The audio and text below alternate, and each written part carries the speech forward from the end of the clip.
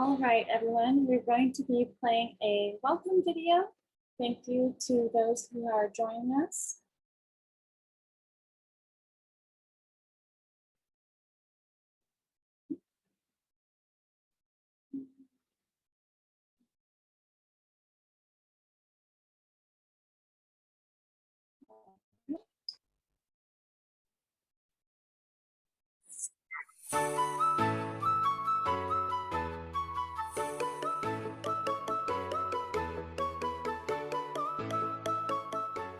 Hello, I'm Christy Cade with the White Ribbon Alliance. And I'm Cindy Garcon, Coalition Director of the Self-Care Trailblazer Group. We are thrilled to welcome you to the Self-Care Learning and Discovery Series. We are a global coalition dedicated to ensuring everyone practices self-care. We advance self-care advocacy, evidence, practice, and learning to support people meeting their own health goals and to strengthen health systems.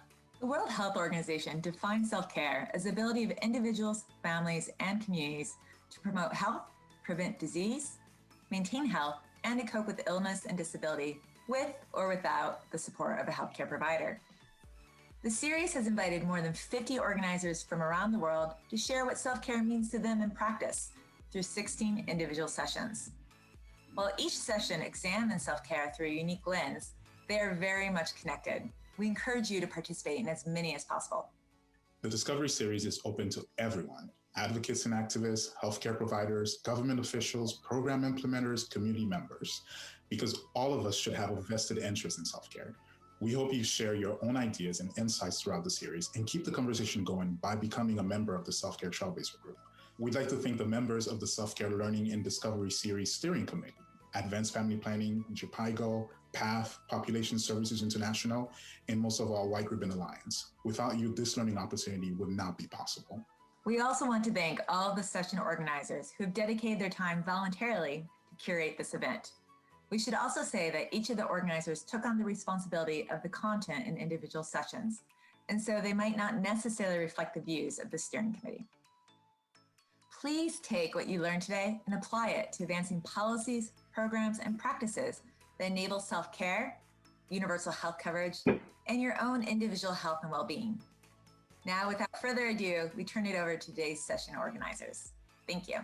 Thank you and enjoy.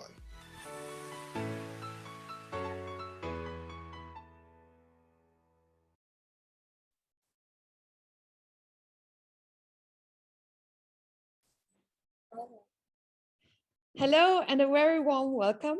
I'm very delighted to welcome you to the first event within the Self-Care Learning and Discovery Series. My name is Ina Yoga. I'm working for Wash United, who's the initiator of the Menstrual Hygiene Day. And together with a range of partners that I will introduce in a second, we organize this event. What I want to say, and what you heard, is self-care is the ability of individuals, families, and communities to promote health, prevent disease, and maintain health with or without the support of healthcare providers. Half of the world menstruates given during their lifetime, and today 300 million women or girls menstruate. So it's a bit bold, but I think it's correct to say that women and girls and people who menstruate practice self-care since the beginning of life on this earth. The issue of menstrual health and hygiene has been coming forward since the early 2010s, actually only. And we believe there are really clear synergies between the menstrual health and hygiene sector and the self-care group.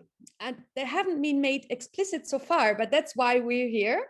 And I'm really looking forward to connect with you all, bring those two communities together, and really share learnings across the sectors. Natalia, if you can pull up the screen on the presentation. So I want to introduce you to the co-organizers as well as the agenda for today. The co-organizers of the sessions are Wash United. Okay, so sorry, I mentioned me first. That's bad practice. But it's Days for Girls, Meet Africa, in collaboration with the Global Menstrual Collective. And as well, we want to thank the Trailblazer Group and the White Ribbon Alliance to make this happen. We're really excited to be the first.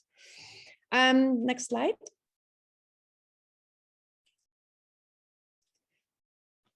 what we want to achieve in today's session, or the question that we want to ask is, how can, yeah, okay, we can move on. Okay, yes, some housekeeping, and yeah. So the question that we want to ask today or answer together with you is, how can supportive self-care help to catalyze improved menstrual equity throughout the menstrual cycle and across the reproductive life of menstruators? Just for those who are not familiar with those two terms, I want to highlight menstrual equity is about making sure people have the needs, support, and choices to decide how they want to take care of their menstrual health. The term menstruator sounds a bit trampy, but what we mean, it's a really inclusive term to be cognizant of all people who menstruate, because not all women and girls menstruate, and not everyone who menstruate identifies as a woman, such as transgender men and non-binary people. And it's important to, under today's issue, to better understand also the needs for self-care and services for everyone and leave no one behind. Next slide. So the agenda for today's session is that we will start with opening remarks from Laura Amaya from Dalberg, who will show us how self-care and menstrual health and hygiene is interlinked. Then we'll have 4 thematic inputs that will examine the links between self-care and menstrual health throughout those 4 lenses laid out: education, physical well-being, mental well-being, and menstrual products.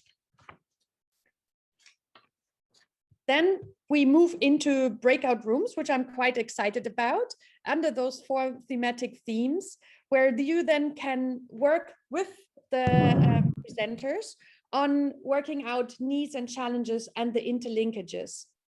Then we're reporting back, and Laura will also do the closing. The aim of also today is that we will have a written guidance note as a product that we can take away, not only this recording, but that we have something in writing that facilitates a closer interlinkages between the self-care group and the menstrual health practitioner group. So what we'll develop today is contributing to a growing body of evidence on the linkages. So without further ado, I think it's now time for the opening remarks from Laura Amaya. Let me introduce her. Laura is an associate partner in Dalberg's London office. She works with a range of foundation companies and nonprofit organizations in the design of social impact strategies, in particular on embedding a gender lens. She has worked extensively on menstrual health and hygiene, including a 2020 report on the state of MHM around the world, Advancing Gender Equity by Improving Menstrual Health. Really a key document. Can you unmute yourself? You know, kuna sale. Oh, okay. Sorry to break in. Natalia, I think I missed explaining that there's interpretation. Do you want to quickly step in before Laura talks? So I just, yes, of course. Yeah, okay. No problem. Thanks for bringing that up. So hello, everyone. I'm Natalia. I'm just here for tech assistance. And I want everyone to know that we do have live interpretation for this meeting. If you would like French or Spanish interpretation, please go to your Zoom bar settings that has the interpretation button. You can click that and select the language that you would like to listen in with. Thank you. Okay. Sorry, I just noticed because speakers. Sorry, that was also very new news to us, but we're very glad to have you offering this service. Thank you, Natalia and the tech team. So yeah, Laura, before you joined Dalberg, she was an associate director at FSG, and she's really firm on gender issues in Latin American practice. I'm really excited to have you provide us the keynote, because we really want to learn how we better interlink and relate those 2 aspects we're talking about. Over to you now. Thank you, Ina. And I'm actually not using slides, so hopefully people can see my face a little bit bigger than on the side of the screen. It's such a pleasure to be amongst this group of people, both speakers and audience, who are passionate about menstruation, passionate about self-care. And I wanted to start with a very brief anecdote. It's about Devi. She's 13 years old. She lives in rural Rajasthan in India. And Devi's at school. Following her morning break at school, she runs to the toilet before the next class. She's bleeding. Her heart stops. She must have cancer, she thinks. She's disoriented. She's afraid. Who can she tell? Who might be able to help her? Well, Devi runs back home. She leaves her school books behind. She changes her clothes. She washes them. And she is in pain. Her belly hurts, and she knows she's going to die very, very soon. So how can she face her family? How will they cope? Well, later in the day, Devi's mum comes home and finds Devi curled up in a corner, wiping her tears. As Devi gets up from the ground, she goes and embraces her mum, and her mother sees a minuscule stain of blood in the cloths where Devi was sitting. She smiles. Her daughter has become a woman, and she's had her first period. Now, Devi's story is part fiction, but it's not too distant from reality. Devi could be one of the 7 in 10 girls across India who do not know about their menstruation before their first period. Devi could be one of the 40% of women who experience PMS, premenstrual syndrome. Devi could be one of the 42% of girls who are in school who feel ashamed of their body when they're on their period. She could be one of the 70% of women in rural Rajasthan who use discarded cloths to manage their menstrual bleeding for a lack of other available products. And sadly, Devi's story reflects how menstruation is an overlooked and under-discussed aspect across all levels, despite being a reality, as Zina said, for nearly half of the world's population. So tying it back to this session, why does menstruation matter for self-care? Well, let's go back to the WHO definition. The WHO defines self-care as the ability for individuals, families, and communities to promote, maintain health, prevent disease, and cope with illness with or without the support of a healthcare provider.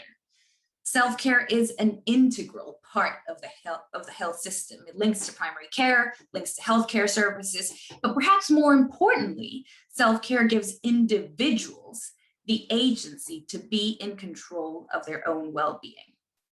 Now, in this context, self-care and menstruation are intimately linked. And yet menstrual health is often overlooked, as I said, by healthcare systems. It's not a disease, so how do we treat it? It's linked to sexuality, so it's a bit funny, how do we address it? It's a taboo, in many places considered even dirty, so when do we bring it up and with whom? Well, recently, a stellar group of organizations, including some of the organizations here today, came together to develop a definition of menstrual health. This is something that had never been done before. And they defined menstrual health as a state of complete physical, mental, and societal well-being, and not merely the absence of disease or infirmity in relation to the menstrual cycle. Let me repeat that. They defined menstrual health as a state of complete physical, mental, and social well-being, and not merely the absence of disease or infirmity in relation to the menstrual cycle. Now, I find that definition incredibly compelling for a number of reasons. The first one is that it places menstruation at the center of an individual's experience, physically, mentally, socially. The second is that it actually takes a positive spin on menstruation, which is typically associated with many negatives. Menstrual health is not just the absence of discomfort or disease, but it's actually the state of well-being. And I find that really, really compelling. And the third reason is that the definition really encompasses, as Ina was saying earlier, a range of lenses that intersect with menstruation. One of those lenses is the knowledge and awareness of menstruation. And so the importance of accessing the right kind of information and education related to a woman's menstrual cycle. Another lens is physical well-being. And so the importance of the menstrual cycle to identifying, treating, and caring for menstrual cycle related discomforts and disorders, all the way from monthly period pain and cramps to long-term conditions and even serious illness. The third lens is mental well-being. So the link between menstruation and social norms and stigma, which can prevent women and other menstruators from fully participating in all spheres of life. And another lens is menstrual products. So the importance of having choice, right, among a range of products and facilities, sanitation facilities, that meet the needs of every individual, whether that's a woman or someone who does not identify as a woman during their menstruation. Now, the other thing that this definition does for me is that it tries to tackle one of the biggest challenges in addressing menstruation, and that's the fact that as a field, we cannot seem to fit menstruation into a neat bucket. So for a woman, or for another menstruator, as it were, and perhaps even more so for a person who menstruates that does not identify as a woman, menstruation is a central part of life. It happens every month. It signals a sense of regularity or of health, or on occasion, a lack thereof. And so for the 5 or 6 days during which we menstruate, our lives might seem to revolve around our menstrual bleeding, how we manage it, how we treat any discomfort, how we work to carry on with life as normal while we menstruate. And yet for organizations across the field, menstruation sits across different programs and different departments. So a funder or an NGO might have a program on education. They might have a program on sexual and reproductive health, a program on sanitation, on tackling social norms. But menstruation has the challenge of sitting across all of those program areas, and therefore it ends up sitting in none. Now, these areas are all interconnected, and they all play a part in the ability of menstruators, women and other menstruating individuals who do not identify as women, to manage their menstruation, to manage it at home, to manage it at school, to manage it in their communities. And so given these interconnections, and given that as individuals, we see menstruation as a core, as a central part of our life every month, it means that as a field, we really need to tie that individual experience with how we address different issues that are related to menstruation. I think as a field, we need to coordinate our efforts, and we need to learn from one another. We need to form bridges. We need to create communities to share insights and practical information. We need to break those often artificial silos that sort of make the work slightly easier, slightly more digestible, but that in the case of menstruation, don't really link one-to-one with an individual's experience. And I think today is a step in the right direction. I think this session and the breakout groups that we will discuss will be a fantastic opportunity to do just that. As Ina was saying, in this session, you'll hear from experts across these different areas, education on menstrual health, physical well-being, mental well-being, and menstrual products. But you'll also have the opportunity not just to learn from these experts, but also to engage in live discussions with others in the audience, with the speakers, as we move into the breakout group. So I too am very excited, as Ina was as well, for those conversations. And so finally, at the end of the session, I look forward to coming together as a group to share insights from our individual discussions and really to identify ways to move forward together. Thank you very much, and I look forward to coming together again in just about an hour. Thank you so much, Laura. And I really loved how you start by reminding us how women and girls experience menstruation and what challenges they actually face. And many of us might relate that they faced one or the other throughout the life course that we're already in. To start off, and we want to make the session also a bit lively, I want to ask Natalia to start with a small poll that we have before we move into the thematic sessions. And yeah, so first we ask a very technical question, but do you require interpretation assistance today? If yes, we will also, it also determines how we go into the breakouts. And then a much more personal question is, many of us have to get creative with our home study over the past 18 months due to the pandemic. And we would love to know where you're sitting right now. If you're back at the office, if you're at home.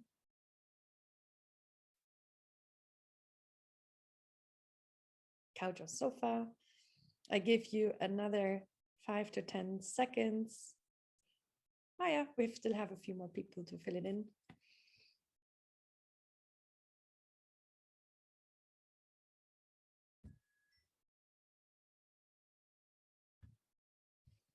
Okay. Natalia, should I end the poll? Is that okay? Or do you want to do that? Yes, I can go ahead and show results. Yes, let me go ahead and share this. Okay, so thank you for sharing, Natalia. So most of us don't need assistant today, which is great news for the breakout rooms, makes it easier, but also I think we should be committed to have in the future more events for Spanish and French speaking participants. And then, yeah, most of us are still sitting at the home office desk and not back into the office. That's okay. Okay. Oh, sorry. One more question. There's yes, true. We have one more question. Yes.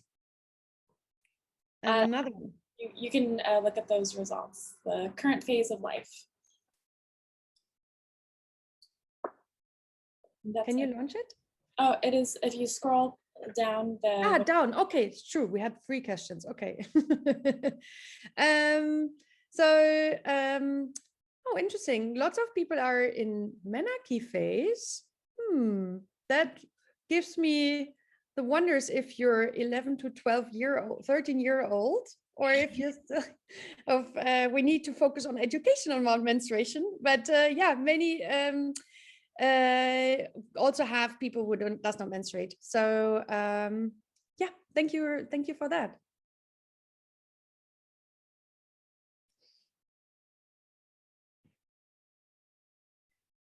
Now we want to move into the first speaking part, where we start with the role of menstrual hygiene and health education. And we have Max Bixinska, who's the Deputy Executive Director of the Department of Obstetrics and Gynecology at the University of Witwatersrand in South Africa. That's a lot of tricky words to say, Max. She's supported by her colleague, Dr. Ranjini Devaki. They both will look at the role that a supportive self-care environment will play in advancing educational outcomes for people who menstruate, and how education itself can contribute to the self-care environment.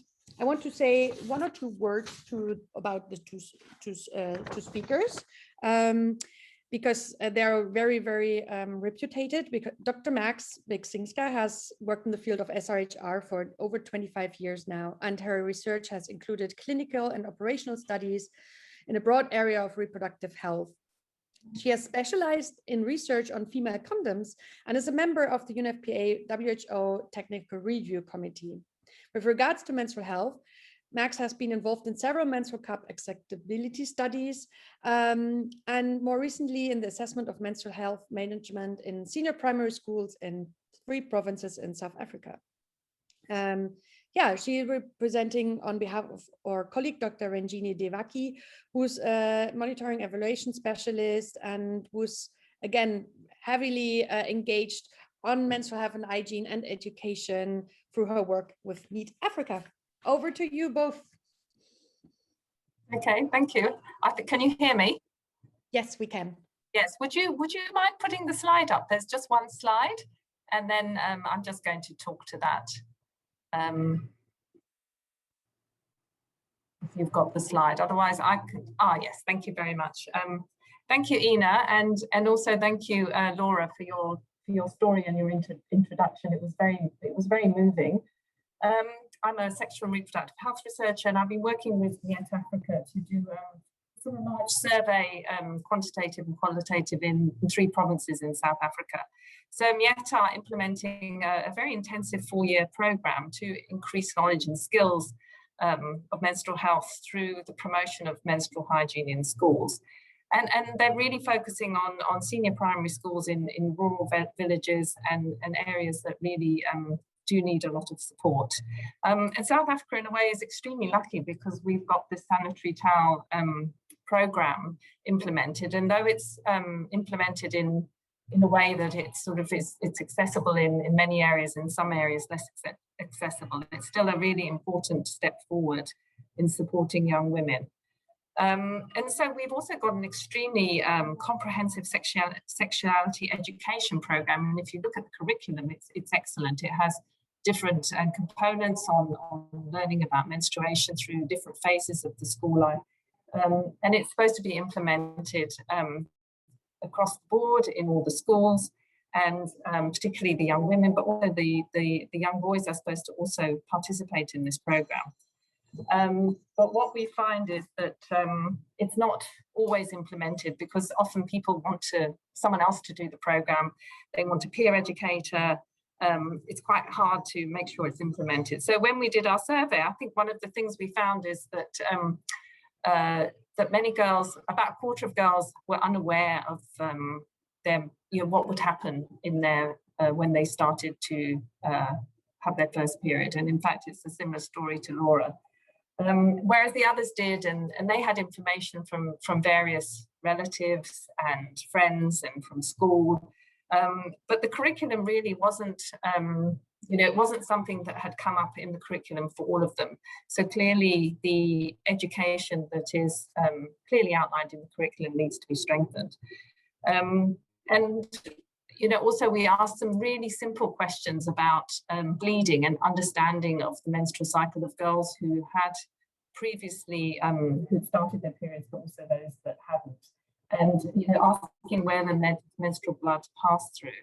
And though not that many got it wrong, there was at least half of the girls and actually didn't know. So they weren't sure where the blood came from. So there was a sort of really basic lack of sort of understanding of the reproductive anatomy, as well as everything else. And talking about self-care, people are very used to, and because of the sanitary towel program, people are very used to one certain product, which is a disposable pad. There's very little information on other products. And also there's a lot of myths and misunderstandings about products, but also menstruation and stigma and embarrassment. And one thing we were particularly interested in this project was looking at absenteeism due to pain and lack of products. And in fact, we found that pain was one of the most important reasons for missing school, was that girls had discomfort and pain. And that's actually really difficult to deal with because it needs a lot more than giving someone product. It needs support and understanding from home and from school. So I'm going to stop there and let Ranjini move on with the next part of the presentation. Thank you very much.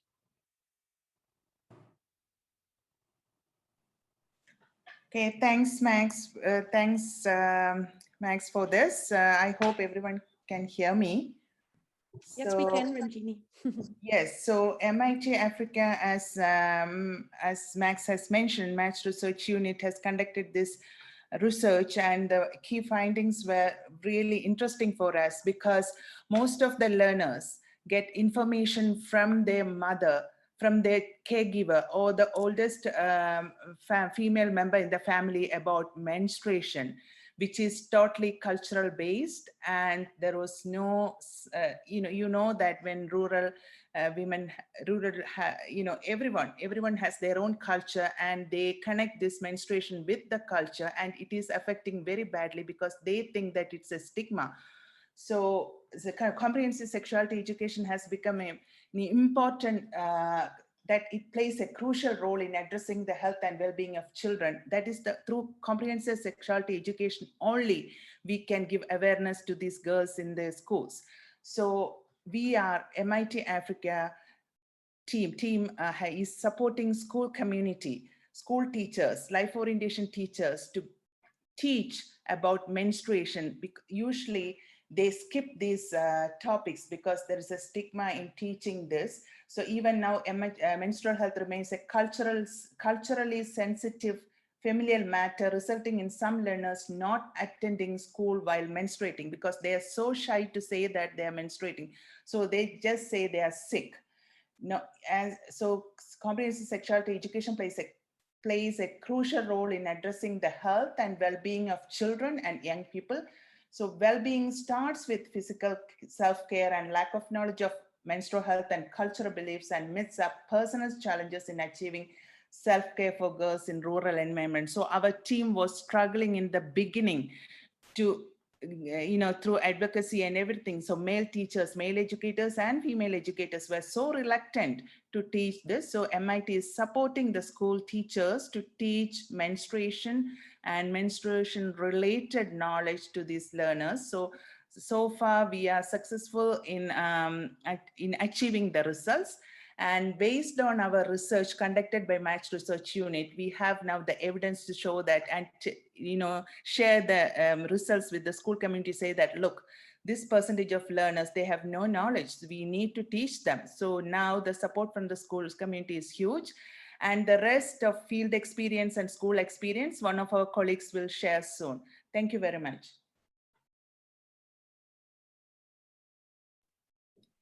Thanks, Ina. Thank you both. Am I correct that you still have a video? How long is it? We have video to show now. Yeah. Is it? I hope it's short. It is. Yeah. Okay. Thank you, Ranjini.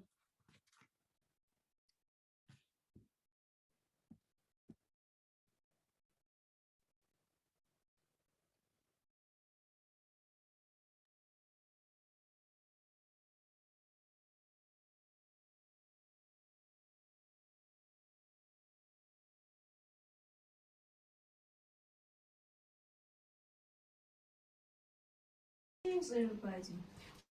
My name is Angel Bodwana. I'm doing grade 6 at Mkangomofu Service School at Kenya location in the Sikisiki district. I first heard about the menstruation at school during life skills classes and the school LSA and the other kids. One day, it happened to me. I was 11-year-old doing grade 5. I didn't have a sanitary pad, so I used the toilet paper because I knew that my mother could not afford to buy any pad for me.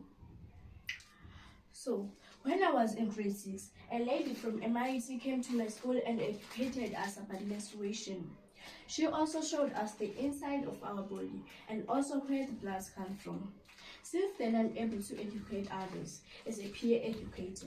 I'm very grateful for MIT for sending a lady to educate us about menstrual hygiene and management, and also for supplying us rewashable sanitary pads. Now we are happy to use rewashable sanitary pads. Thank you, MIT.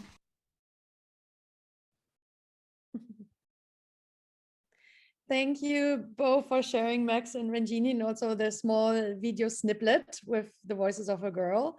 Yeah, we really love the energy, and I think it makes it very tangible when you say who you reached out to. If you have the link to the study or some of the baseline study, please share in the chat box. Well, Ina, do we have time for one more video? No, unfortunately not. Okay. That's why I was continue to speak. But I think what makes it very clear from what also the peer educator has shown is that you talk about education, but also then products, which is another topic where we talk about later on, and that this is all interlinked. I also really appreciate that you say like the norms and the taboos behind it are really stopping a lot of progress on education and menstrual health and hygiene in general, and that you involved the entire community, especially mothers who are the source of information, but also fathers and others. So thank you for sharing. I would like now to invite Bhargavi Govindarajan, practice, who is the co-founder and CEO of Digital D8, who's building a planet-scale operating system for women. She's passionate about optimizing science for social impact and to create a world where everyone can effortlessly and confidently make health-informed decisions every single day. We invited her because also of a platform that she's that they developed, and we really want to hear from her what the role of a supportive self-care environment play in improving physical well-being for people who menstruate, and also what this requires when there are irregularities and referral to healthcare services. Bhargavi, over to you.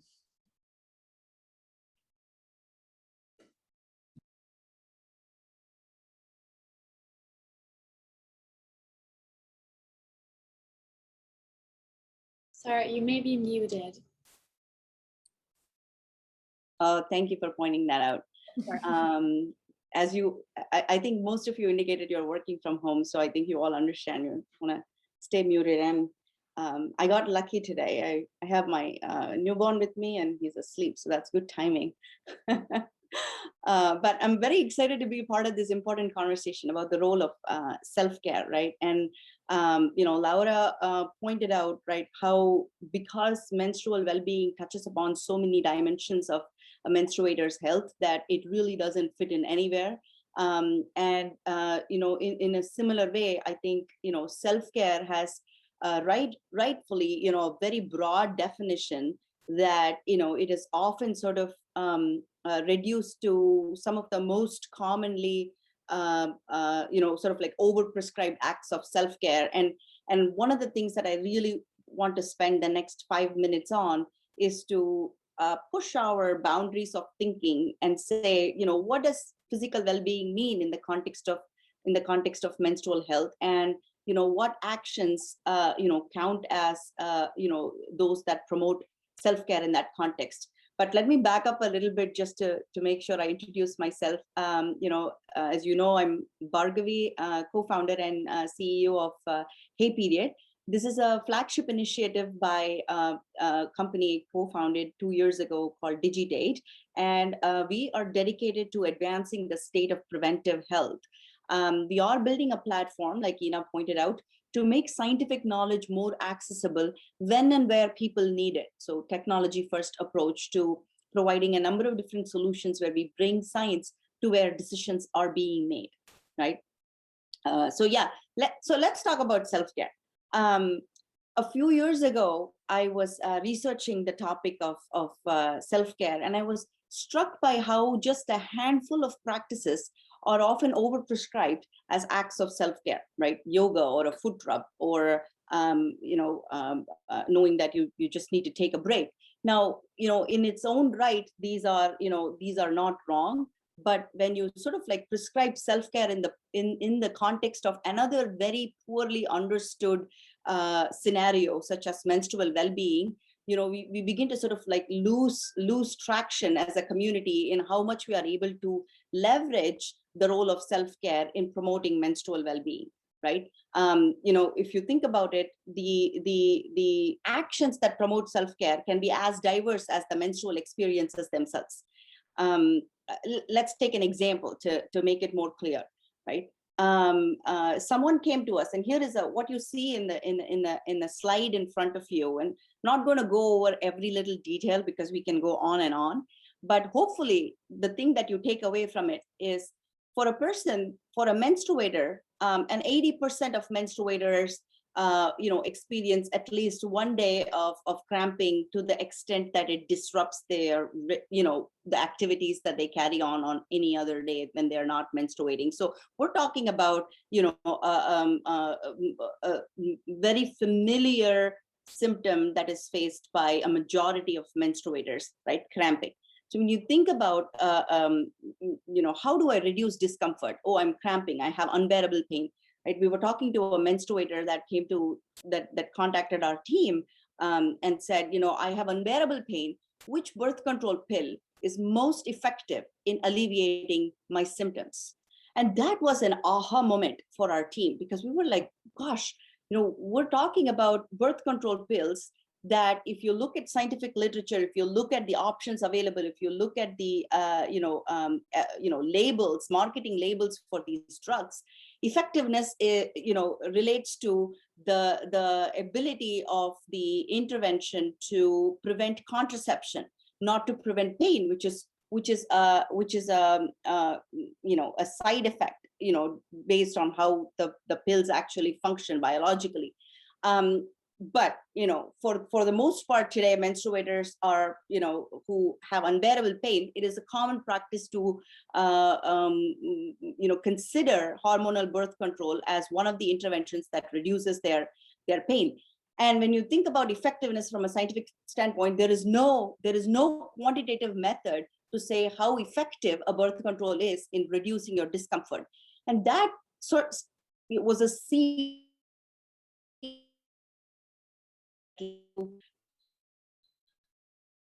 Do we know scenarios and the dimensions of menstrual health that really help us quantify what menstrual well-being is? How can we provide a reliable and a quantitative answer to someone who wants to decrease their cramps? When we say, okay, you could take a heat pad, or you could experience a alleviation by undergoing an acupuncture treatment, but the story behind it extends way beyond the bleeding, the menstrual phase of when you experience the cramp, the diet that you prescribe to, some of your lifestyle choices. Sometimes it's just your genetics. So ultimately, when you think about sort of the core aspects of self-care, my perspective is that it boils down to just two things, right? If there is anything you walk away from this presentation, it's two things. When you think about your physical well-being for supporting a menstruator, it boils down to two things. Number one, knowing what they need, right? Like their goals, and understanding sort of like their specific symptoms that they're looking to alleviate, which is often bleeding, but is just merely scratching the surface when you think about sort of solving for bleeding, right? There are other symptoms, cramps being one of the largest ones. We're talking acne, migraine, nausea, vomiting, and a whole host of like hundreds of different symptoms. So it's as personal as personal can be. And number two is having options available to you, right? So what I would love to do during the breakout session is to invite ideas on what actions of self-care can really help us drive down to a menstruator's ability to uncovering their needs and the symptoms that they're looking to solve, right, without playing whack-a-mole, like the example I gave you. And number two, improving or having options, more options available to them. So if you look at what we can do as a community, this does mean that some of the, we want to improve access to knowing what options are available, and then making sure those options are actually accessible, right? And number two, body wisdom. You will, part of accessing a solution involves knowing what to ask for and who to ask, right? Much like what you pointed out, I think it was a fantastic anecdotal example that we heard from Laura at the beginning, right? So how do we create a safe space for menstruators to embark on the empowering journey to body wisdom? And this is not a simple solution, because the scientific literature and the state of knowledge today does not provide us enough sort of biological explanations that define with evidence how the rising and falling of hormones actually physiologically influence the myriad symptoms that is experienced by the menstruator. So we do have to work as a community to sort of ask more questions, seek more evidence, promote more research and trials that include menstruators, and sort of gather that data to perform sort of more holistic data science to make that knowledge, feed that knowledge back into the care ecosystem.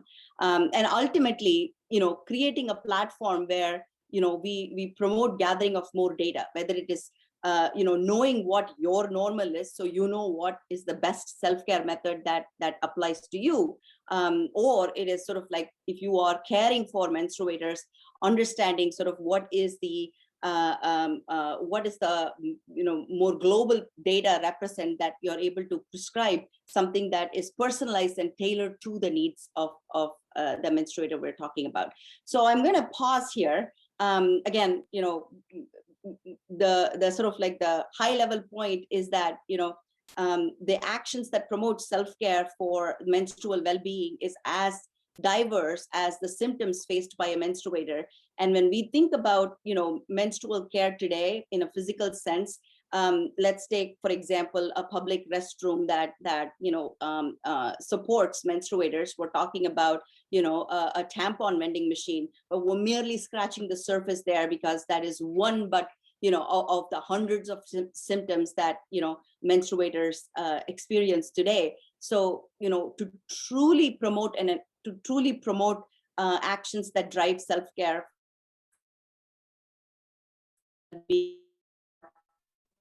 approach, and that happen without without curating environments where menstruators can embark on the journey to gain body wisdom, understand and have access to a safe space where they can ask questions and evaluate their options, and then ultimately have those options be available to them based on what their personalized sort of physical state or demographic or goals or other symptoms and physical state demand. Thank you, Bhargavi, for this very impressive, very rich food for thought input. I'm sure in the breakout there's a lot to discuss. I wanted to stress a point also, I think, why we also thought you're, not only because of all your insights and so on, but also because you look at the digital solutions, which I think is filling also certain gaps. And also, as you said, also generating data that can in turn help to provide better services. One of the big, I found really astonishing, one of the big data sets that just came out of menstrual tracking app was that the menstrual cycle, like the changes in menstrual cycle across the life course, and that they're not necessarily 5 to 28 every 5 days and every 28 days.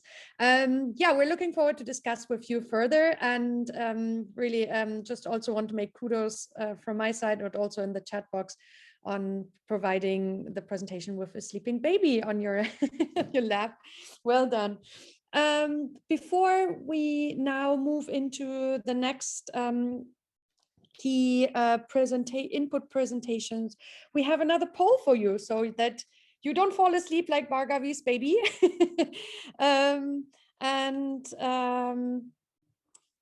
We have the question for you: where did you first learn about menstruation?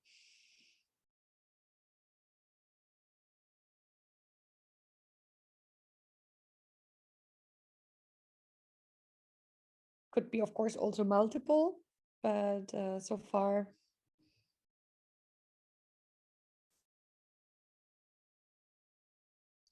All right, I'll be ending this poll in about 15 seconds. Yeah.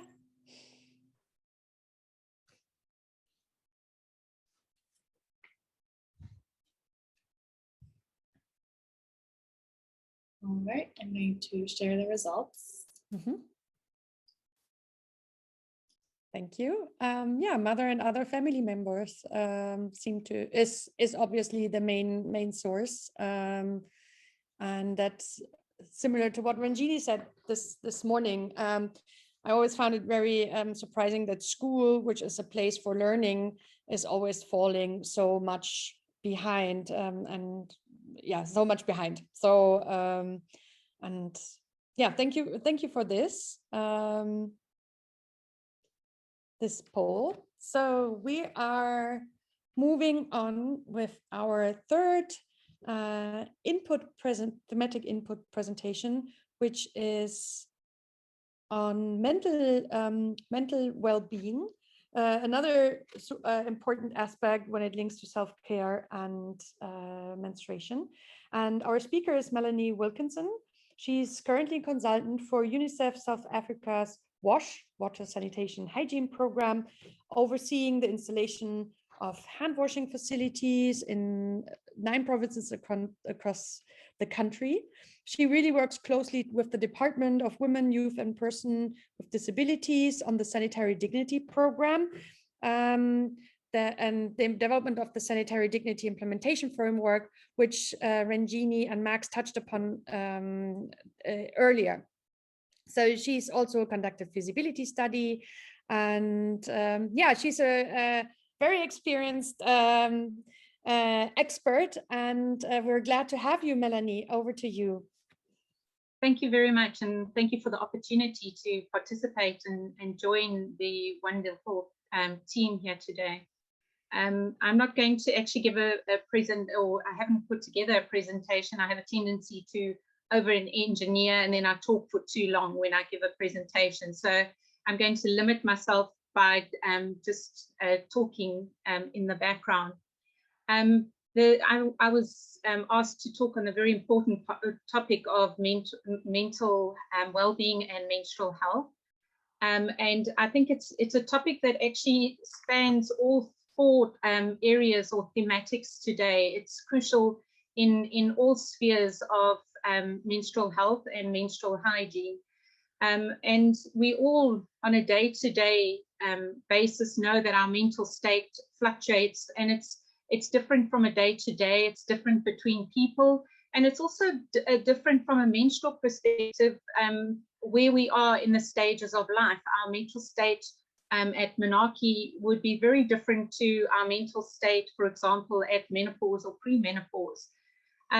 And so it's important when looking at mental well-being and menstrual health to recognize these different stages and different fluctuations in our mental well-being. We've often heard words used when we're talking about menstruation that, you know, someone's moody, irritable, nervous, anxious. And these are terms that are all attributed to menstruators during their cycle, especially related to, you know, aspects such as PMS. We're also aware that the mental health issues can be linked to the physical experiences that we're going through as menstruators. So, for example, PMDD symptoms can actually they can express themselves or mimic as symptoms of major depression. And it's important to recognize that during your menstrual cycle, we experience changes in our mental state, but vice versa. You know, our mental state changes with the menstrual cycle, and we can also then impact on our menstrual cycle. So, you know, increase in things like stress, and I think we're all aware of how much stress we're experiencing in our day-to-day lives at the moment, you know, can shorten or even stop periods, and also may make them more painful. So, you know, our mental health has a significant role to play in our menstrual cycles and our menstrual well-being. What I'd also like to do is just highlight the South African Sanitary Dignity Implementation Framework and relate that back to, you know, mental well-being and how a policy can focus efforts on recognizing all aspects of menstrual health and all the components that are required for menstrual health, including the mental well-being. The policy doesn't just focus on menstrual products; it also looks at you know, what Mags and Ranjini spoke about, components such as education, such as infrastructure, and also then the knowledge, peer systems, support systems. So it's a very broad policy which also looks at aspects that are required for mental well-being as well as social well-being. I want to use some keywords when discussing, you know, mental well-being and menstrual health. The first keyword is talk. So all menstruators, if we're looking at equity in menstrual hygiene, all menstruators should be able to openly talk about their menstrual health feelings, your experiences, and your challenges. We need to be able to talk to someone we trust and openly talk to that person about the experience we're going through, but also the mental state, our mental state and our mental well-being while experiencing the different stages of our cycles, but also the stages of our life and our menstrual stage that we're going through. The second keyword is support. All menstruators need to have support and that support system to experience a safe and healthy menstrual cycle. And support is not just support from other people, but it could also mean, you know, the digital systems. It could be also, you know, information sources other than through our peers. So from our education programs, you know, we need to ensure we are providing the correct support to assist menstruators to move through the menstrual cycle with a strong and healthy mental well-being. Also in that support is addressing the health taboos and stigmas. And, you know, I think we all recognize the health taboos and stigmas vary within a community, in South Africa, it's within which area of the country you are in, you may see different taboos and stigmas, but also from different countries themselves. We all have different stigmas and taboos, and those all influence our menstrual behaviors and also our mental well-being during menstruation. Another key word is understanding. All menstruators need to have the tools, knowledge, and expertise to understand their bodies and also to understand the processes they're going through. And having that understanding and knowledge, you know, supports our mental well-being and also then our emotional states when we are going through the menstrual cycle. It affects our body image, and we know our body images affect our sexual and reproductive health. So, you know, to understand that, and I know in the sector continuously reinforce that menstruation is a natural process. It's not shameful. It shouldn't be a secret. And you know, all perpetuating the taboos and stigmas that it is shameful, that it is a secret, has an impact on the menstruator's mental health. So we need to understand this when designing our education programs, but also in our peer support to you know, menstruators, and also in ourselves understanding the way we, you know, our individual self-care. Another important component, and I think as a bit of an academic myself, to track. So we, you know, from a mental well-being point of view, to be able to track our cycles, not to be caught by surprise, but to understand our cycles and then plan. The next thing is to plan for our menstruation on a monthly basis, and with that, be comfortable that we've got all the components required to have a healthy, you know, menstrual experience with, and therefore with that healthy menstrual experience on a monthly basis, we have, you know, the mental health and well-being that comes with it. So, you know, planning requires that we have all the infrastructure, in education. We've got safe sanitation systems. We've got, you know, we can adjust our diet and our exercise on a monthly basis as needed with our cycle. And we can also plan for sufficient sleep to, you know, minimize our stress and also minimize our symptoms. Just two more, to be mindful. We need to be mindful of the messages and our thoughts that we perpetuating on a monthly basis. So from a mental well-being point of view, understanding what we're thinking and how that is impacting on our menstrual cycle and our menstrual behaviors. And then help. If we're suffering from depression, anxiety, or any of the symptoms that impact on how we function during our daily life, but particularly during our menstrual cycle, to have no shame to ask for help and to get guidance from a professional. Getting that advice seeking the support and tapping into your support networks to ensure your mental well-being during a menstrual, when you're suffering from menstrual problems is also crucial to ensuring that we have self-care. Thank you. Thank you, Melanie. Again, very rich, and we again saw how overlapping the different aspects are. There's no mental well-being without acknowledging also physical well-being, acknowledging education and tracking around it. The first component, and of course there are many, many more, is about menstrual products, which we heard a little bit before, and we invite now Nana Abena Afadi. She's from Days for Girls Ghana, where she is the project management professional.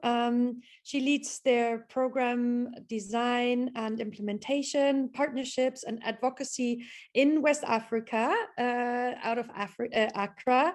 And she also helped to advocate for the creation of a standard for washable menstrual products in Ghana. Welcome, Nana. Thank you.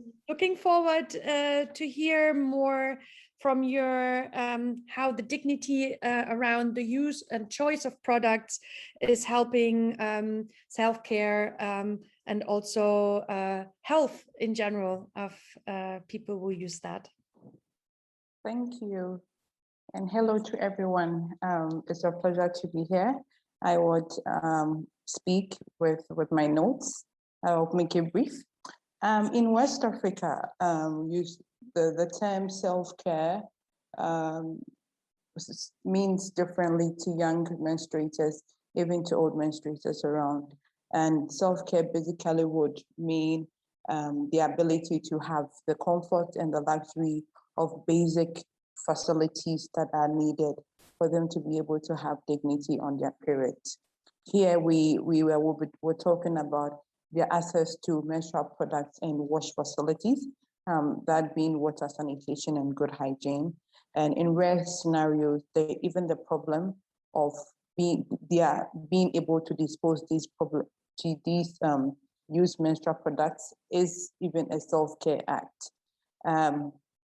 This links the issue of menstrual health and hygiene to the SDGs, which connects it to it being a physical health issue, a psychosocial well-being issue, quality education, gender empowerment and equality, water and sanitation issue, sustainable cities issue, and even an issue of responsible consumption and production of menstrual products. In West Africa, due to the current condition of most governments, the environment is really unsafe in the evenings for most young girls. And so, especially in Ghana now, it's very unsafe for most girls to get out on the streets. The same would go for some countries like Cote d'Ivoire, for like Nigeria and Mali, and even the Guinea in recent days. This means that young menstruators and even the older ones, when they have the need for menstrual products, would find it very difficult to go out there and to access these products.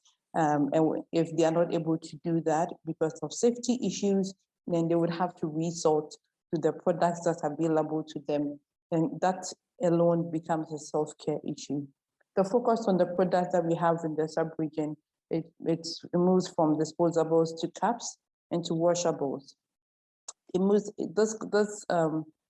three kinds of products that we have really also goes into another self-care conversation of, are they able to socioculturally even choose the kind of products that they would want to use?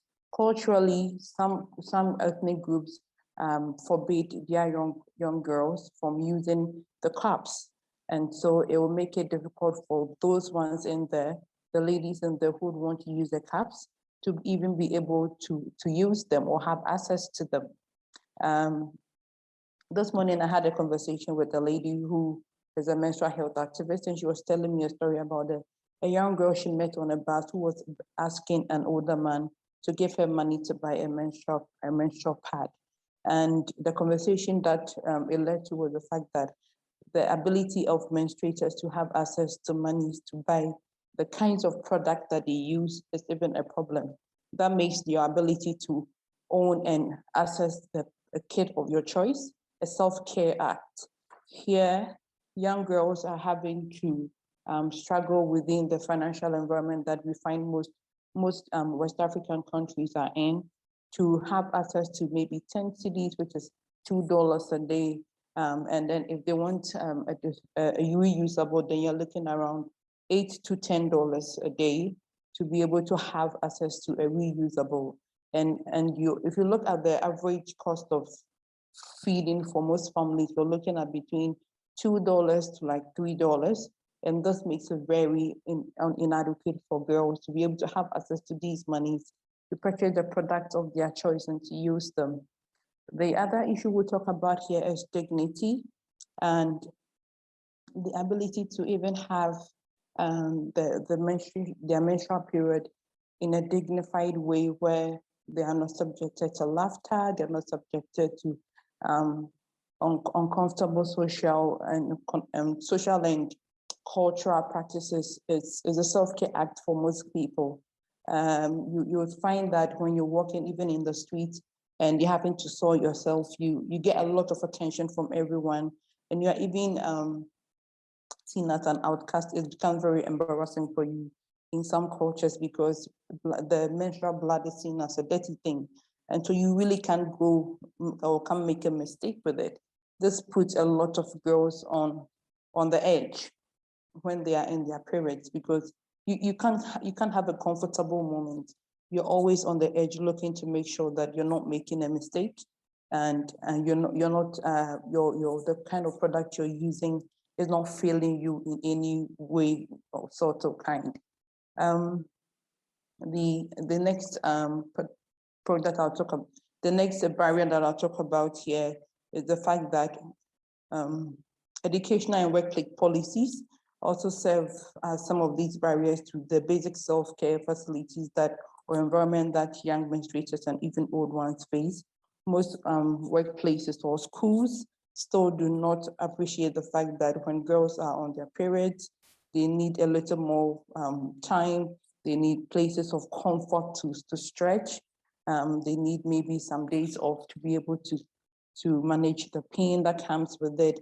And they also may need the time to be able to go and have access to the kinds of products and products that they would prefer, because some of these products, they require special facilities. For example, someone who is using disposable would have to make sure that there's a place for them to dispose of it, either in the school or in the workplace.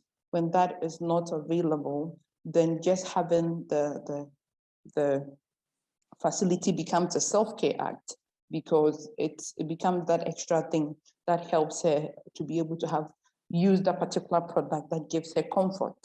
Most workplaces do not also have washrooms.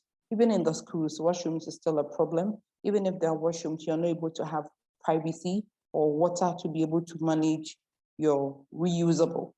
And so that alone, again, is an issue where it will influence whether you go with a washable, a cup, or a disposable. Most governments in the sub-Saharan region are really working together with other NGOs to make sure that some of these problems, solutions are found to them. These programs in collaboration with Plan, with WaterAid, with World Vision are coming together to make sure that the government policy on menstrual products is comfortable and is conducive enough to enable most girls have access to these menstrual products, whichever one they may want to use at a good price that is not going to drive families to do the undoable. Also, we're working together to ensure that reusables are standardized, and even when they are standardized, there's compliance in the market to ensure that people who are using the reusables and even disposables are using products that have been standardized and that are good and fit for use, that they're able to use in facilities that are available and are operational with running water and with comfort and dignity available. Thank you, Nana, for your sharing experiences and also, again, perspectives of women and girls. And talking about menstrual products is so multifaceted in itself. How you make them available, what standards are there, how you link it with education, that I think in the breakout you have a lot to discuss. Okay, we're running 10 minutes late, which I hope is fine, because we're a bit ambitious with this session. And what we're doing next now is we're having breakout rooms. We're having, you as attendees have the choice to attend 1 out of 4 breakout rooms. In each, there will be one of the speakers you just heard. And in the breakout room, you will discuss solutions, interventions and programs that have worked to improve menstruation linked to self-care in these areas. So because we want to take out a good practice note around this and share wider. So feel free then to contribute your ideas and experiences. You will use Google Documents, which our moderator will guide you to. And before Natalia breaks you into the breakout, just a note, please assign one person from within the group to report back the highlights that you discussed. The highlight reporting back should be not longer than 2 minutes. Natalia, over to you to manage the breakout groups. Awesome, thank you very much. So just to announce, I have pasted some key documents in the chat. We will place you in rooms based on the poll preference. We did our best to place you and others based on your preference that you listed prior. And if not, we just placed you in a room. So once you get into your room, you should be with the moderator of that topic. And please navigate to the correct link in the chat. So I'm gonna paste that one more time just so everyone knows the 4 different documents. You'll only be using one of the documents in each breakout room. So I'm gonna launch these rooms, and please reach out to me if you have any issues or if you need any technical assistance. So Nanake, you can go ahead and launch these rooms.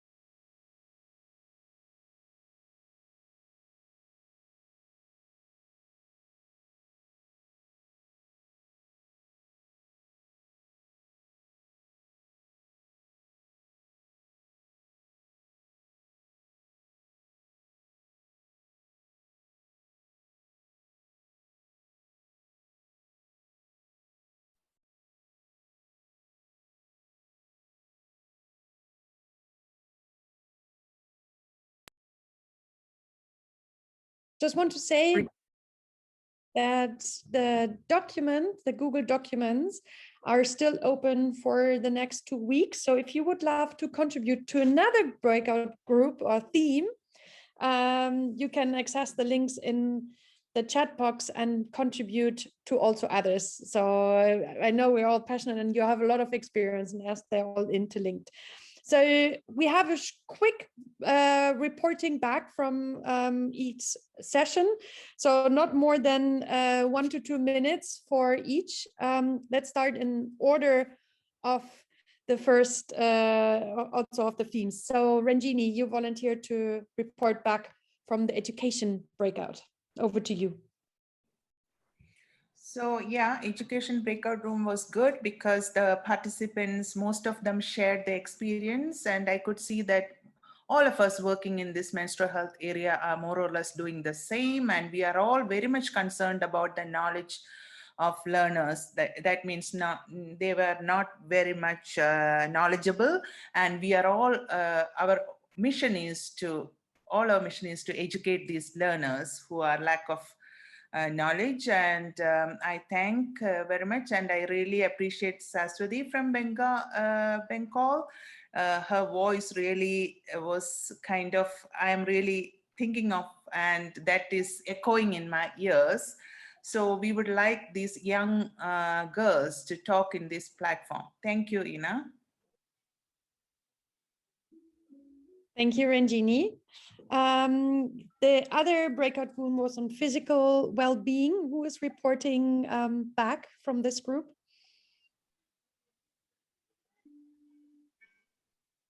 Hi there. I was going to have somebody volunteer. Annabelle, are you able to summarize our group? If not, I will just, I don't know if Annabelle can hear me. Otherwise, I'm happy to quickly summarize to be sensitive to the time we have. Okay. I am able. Excellent, excellent. Thank you so much. It was a great discussion. We did have a few different voices participate. So Annabelle, on to you. All right, thank you so much. So in our physical well-being room, we just had a place to talk about how they can be able, different people can be able to create a safe space where they can just get to talk about how they are feeling pain-wise and how they can handle being in pain, and also just first of all attacking the root cause of the pain instead of just being there providing a solution. So we talked about, we had different voices talking about how they distribute menstrual products to other people, and also how they would be able to maintain their pain. Thank you. Yeah, pain management really not discussed much, and it would be great to dive deeper into solutions and experience around pain management. Point out, somebody was kind enough to take notes. I noticed who. So, definitely we have the full discussion summarized here. Really curious to see how the document builds up over the next several days as more people get a chance to chime in. Thank you. Yeah. Keep on brainstorming. The mental well-being group, who wants to volunteer to report back? Looking forward also. Christy, would you mind reporting back? You've got the notes in front of you. Sure, no problem, Melanie. Yeah, I was the record keeper. We had a really interesting discussion, and everyone was really open and sharing and forthcoming. It's interesting. We first started off answering the question that was put to us, like, did we know of any strategies or innovations to address mental well-being from our point of view of our field of work? And it was kind of silent. But then we all start talking about our own experiences. There was many menstruators in the group of our mental well-being as it's associated with our period. And there was a lot of personal innovations and strategies that we shared. And then that also led to them thinking about, larger interventions. One of the things that was really common in the group was talking about how much being open and honest and creating space to actually talk about that you're not feeling the best, how helpful and freeing that was, to having much more open work environments where people are like acknowledging when they're menstruating, and if it's maybe also physically or mentally affecting them at one point in time, to be like, hey, I'm here, I'm doing my work, but I'm not feeling my greatest. Showing people how to check in, and creating in communities, circles where girls can really, and other menstruators can really talk to each other about their own experiences, how it makes them feel, recognizing their shared experience, but also recognizing things when they're different, and people answering their questions, both about managing anxiety, managing pain, managing emotional feelings, managing products. And then we talked a little bit about the potential and new digital apps, which are also helping to replicate some of that experience as well. There is one, I think, called that also you track your menstruation, but also ask you like your emotional check-in, how you're feeling, which again, just really gives that space that it's okay to not be okay in the moment sometimes. And that does a lot for people's mental health and well-being. Christy, thank you so much for sharing. And I'm so excited to hear that you move from the abstract and programmatic approach to a very personal approach. And I think that also when we talk about education, it's really able that girls share or elder or like across the life cycle when you come to menopause, that there's also this space, safe space. I think the word came today, and I'm glad that you found a safe space to discuss this in this small, short breakout group. Last but not least, we move over to the menstrual product breakout group. Sure, that's me, Kim Whitby over here. So we also had a really interesting discussion, and what really struck me is that we need to take a much wider lens on what we mean by products. I think the default is to just be thinking about, the products to manage blood flow, whether sanitary towels or tampons or cups. But we spoke about other products that women and girls, and those who menstruate need to use, whether that's water, underwear, pain medicine, and even the interesting discussion around contraceptives as a way to manage pain. So that really stuck with me. We also need to think about access points, not just schools, but thinking about houses of worship, community centers, and so on. And then also just how education is so bound up in all of that. And then we also spoke about some advocacy opportunities. I shared a bit about White Ribbon Alliance's What Women Want global campaign, where we asked more than 1 million women and girls worldwide their top demand for their own reproductive and maternal health. And in some countries, menstrual health was one of the top findings. And if you even look further into the results, women and girls were really asking for sanitary towels and pads. So there's really great findings and demands that can be used to push advocacy in countries for expanding access. And maybe one of my WRA colleagues can put the dashboard and the What Women Want link in the chat box. And then we also just talked a little bit about efforts to remove taxes on menstrual products and how it's even not just the products themselves, but the raw inputs. So for example, reusable products, we need to be thinking about removing import taxes on the raw materials used for those. So just really interesting discussion, and happy to follow up with anyone on the conversation. Thanks. Thank you so much. Also, I can see very, very rich discussion within that group.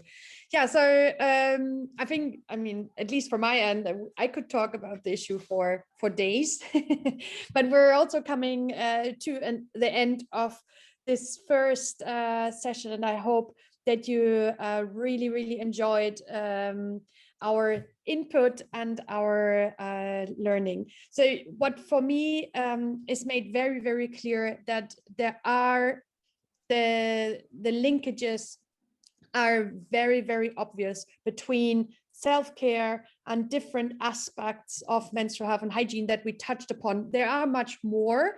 There are access to water and sanitation. There's access, like breaking the norms that we only touched at the side. So my wish from today is that we stay connected, that we really strengthen each other's communities and learn from each other. We as the menstruation practitioners, we can definitely learn from the self-care group. And we also are willing to contribute to the self-care group with the knowledge on what's happening in the space of menstrual health and hygiene. And I hope that with this session today, we also ignited you to think closer on menstruation issues. As we said, it's a gateway into a lot of other aspects of sexual reproductive health, of gender equality, of education. You mentioned workplace environment as well, and so on. We definitely see there's huge potential for innovation, and we're just starting, and therefore we're also great to only touch a little bit about the tech issue, and would love to explore this further. As a closing, I want to first of all thank everyone who participated. I want to thank particularly a few persons in the back. One has been Haley Millet from Days for Girls, who has been really essential in putting the session together, briefing and so on. We couldn't have done it without you, Haley. And Diana also from Days for Girls, who helped to facilitate as well a lot. I want also to thank Tech Change. I know it was challenging to set this up, and as a beginner, we're happy that overall it worked really, really, really well. Thank you for that. And of course, we want to thank again the Self-Care Trailblazer Group and the Right Ribbon Alliance to have the opportunity today to be one of the sessions under the learning series. Very practical notes, as I mentioned before, you can continue to contribute to the documents for the next 2 weeks. We will work on a guidance note that we then also share with you along as the recordings. I think the guidance note will take a little bit longer than the recording. If you want to keep contact with us, these are the 2 main contacts. And if you want to reach out to some of the speakers, also feel free to contact Haley or me, and we'll connect you with the speakers.